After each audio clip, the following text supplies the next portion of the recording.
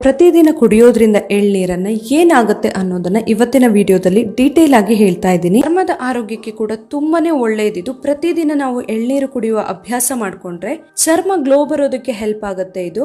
ಹಾಗೇನೆ ನಮ್ಮ ಚರ್ಮದಲ್ಲಿರುವಂತಹ extra oil ಏನಿರುತ್ತೆ, ಎಣ್ಣೆ ಅಂಶ ಏನಿರುತ್ತೆ, ಅದನ್ನ ಹೊರಗೆ ಹಾಕೋದಕ್ಕೆ ಸಹಾಯ ಆಗುತ್ತೆ. ಇದರಿಂದಾಗಿ ಮೊಡವೆ ಆಗೋದು ಕೂಡ ಕಡಿಮೆ ಆಗುತ್ತೆ.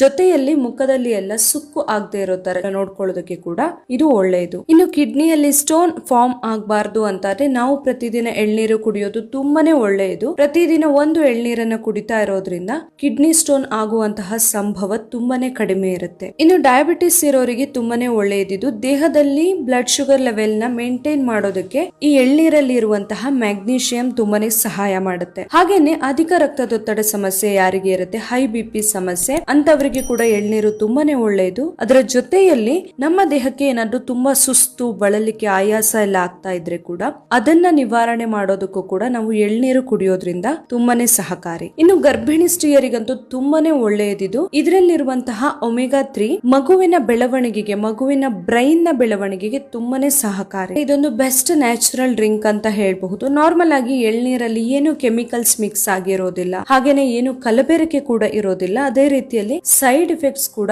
ಇರೋದಿಲ್ಲ. ನಾವು ಇದನ್ನ ಪ್ರತಿದಿನ ಕುಡಿಯುವ ಅಭ್ಯಾಸ ಮಾಡ್ಕೊಳ್ಳೋದ್ರಿಂದ. Thank you.